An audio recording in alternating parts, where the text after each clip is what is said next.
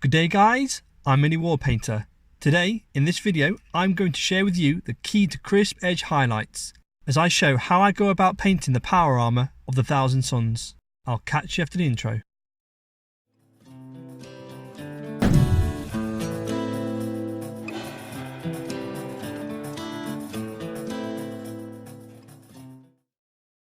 What you're about to witness is not at all the way I'd go about painting a unit of Rubric Marines.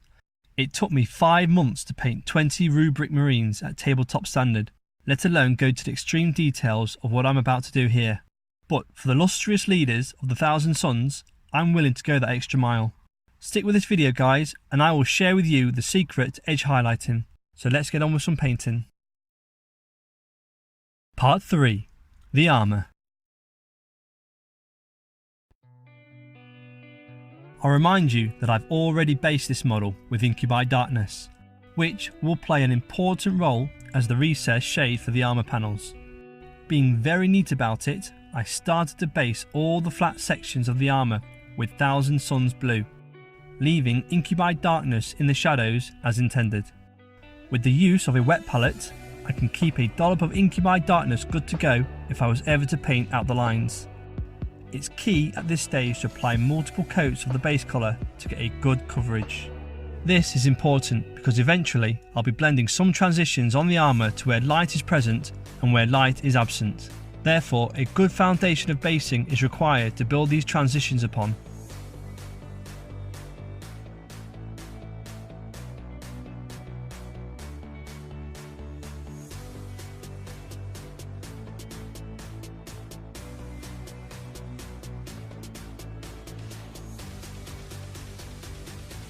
That's the basing complete. Now we'll introduce some contrast to the armour. With mixing the Ahriman Blue into my base colour, I can now start to build up subtle layers of highlight to where natural light will shine down upon. Over time of doing this, you will develop a keen sense of direction as to where these subtle highlights will do your model justice. Having a light source directly above your working area as well helps to catch reflections on the model which act as guidelines to where you could apply your highlights. If you're new to trying this, then I advise you to remember that less is more. It's easier to apply your highlights than to remove them. However, worst case scenario, you can always tidy up anything you disagree with using the shade of paint you used at the previous step.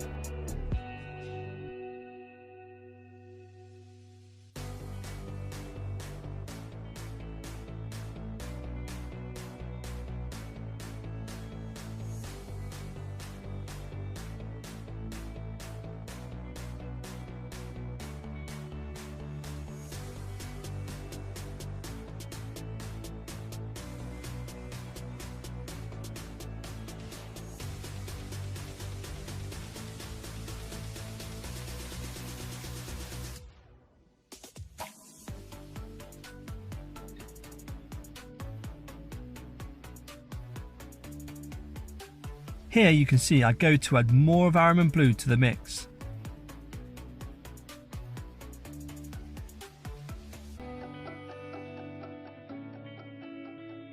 When you go to apply your next layer of highlight, be sure to leave the previous highlight showing by reducing the surface area of your coverage.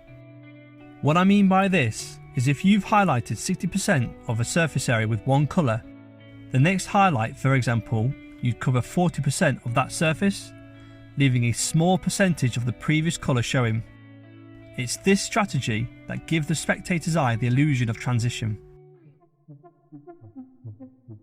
Just to confirm, I haven't started any edge highlighting yet. This is a separate step completely, which I'll do later. This, of course, is a personal preference. You can choose to go about painting your models however you feel fit.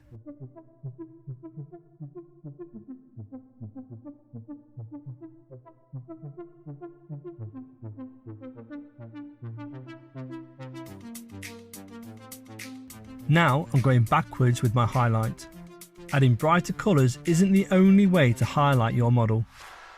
Applying darker tones to the less lighter areas such as the groin and under the arms helps to make those base colours appear much brighter.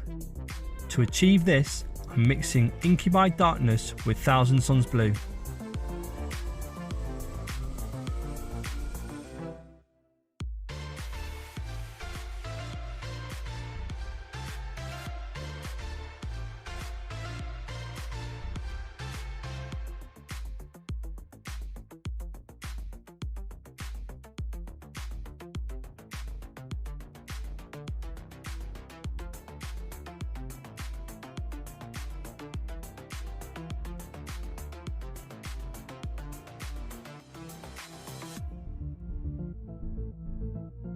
I do enjoy painting the black undersuit because it helps frame some of the bright armour panels you've just been slaving over.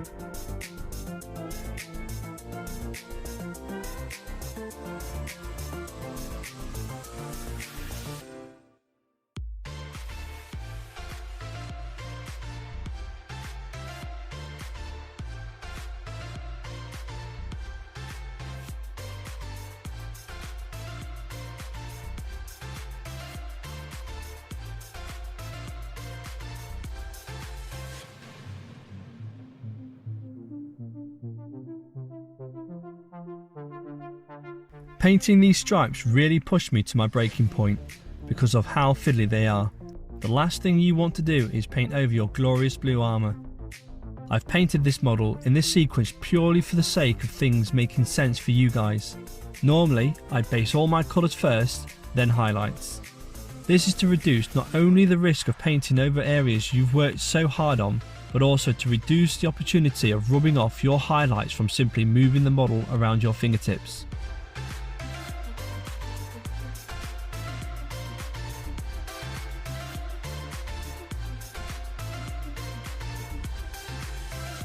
I'm gonna go back over all the Averland Sunset base coated stripes with Yriel Yellow, leaving some areas of Averland Sunset in the darker areas like under the arms.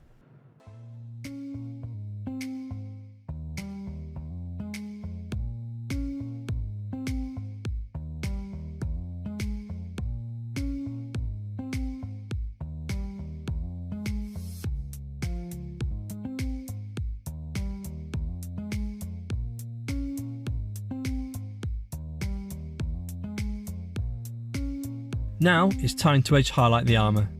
If you've attempted to apply the transitions on the armour like I have, you'll notice that half your efforts on edge highlighting with Ahriman Blue at this stage is made redundant. This is because the brighter surfaces were taken almost to pure Ahriman Blue. This isn't a problem or considered a waste of time because those surfaces aren't pure Ahriman Blue, so you will see a subtle edge highlight. This subtlety will reinforce further edge highlights I'll make later on when I crack open some Baharroth Blue.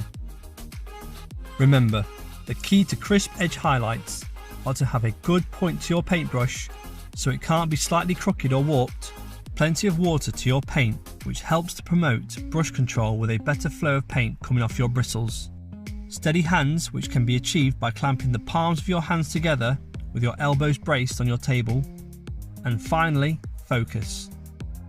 Slow yourself down, meet the tip of your brush to your model, and concentrate as you slide it along each edge, maintaining that consistent contact between the tip of your brush and the edge you're working on.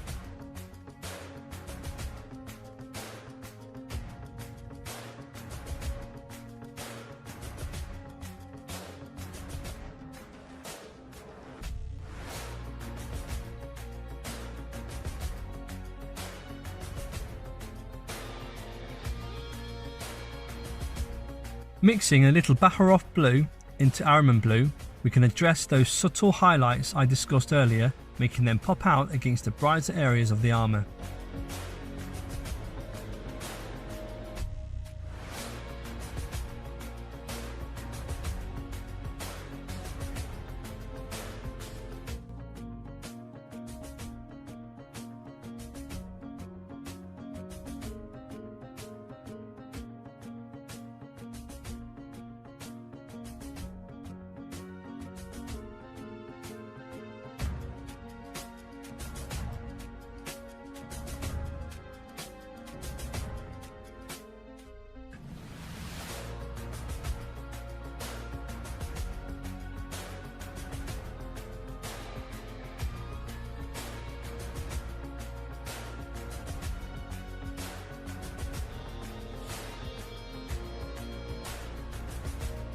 My favourite part to edge highlighting is to use the final highlight, which in this case is pure Baharroth Blue, and applying it very sparingly to those more sharper edges facing the light above. It's during this step that you truly test yourself with the opportunity to own your edge highlighting skills.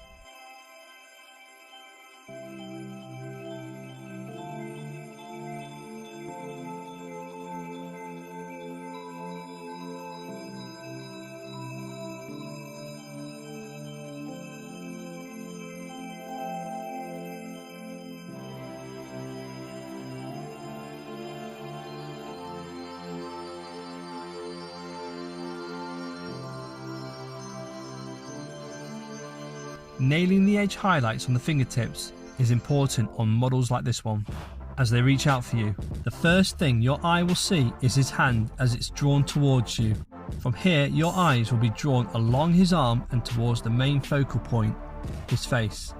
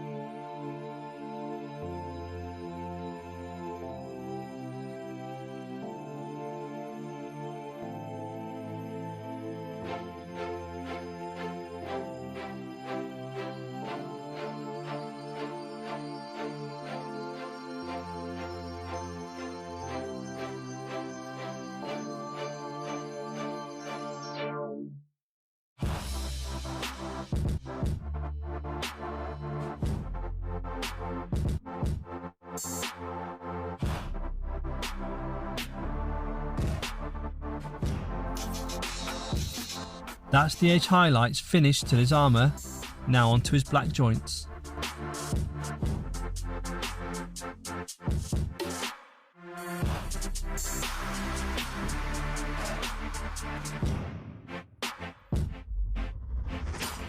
The ribbing on these details can be very tricky to highlight. Ironically, being such a small detail to the model, if they're not tidy, they will ruin the experience of admiring your hard work. The trick with fiddly details such as these is to give it your best shot at highlighting each individual ripple, then go over in between each highlight with Abaddon Black. This will indefinitely thin your highlights should some get too wide. Plus, you may find this backwards highlighting method easier at times such as here.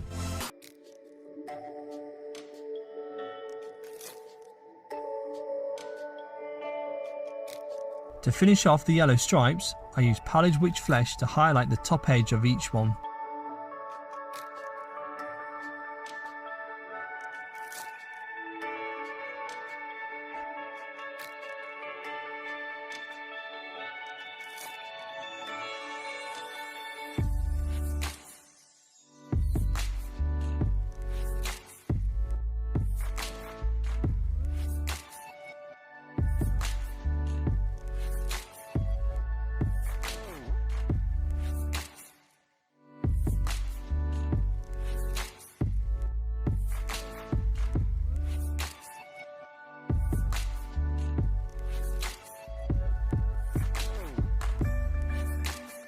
And that's the episode complete.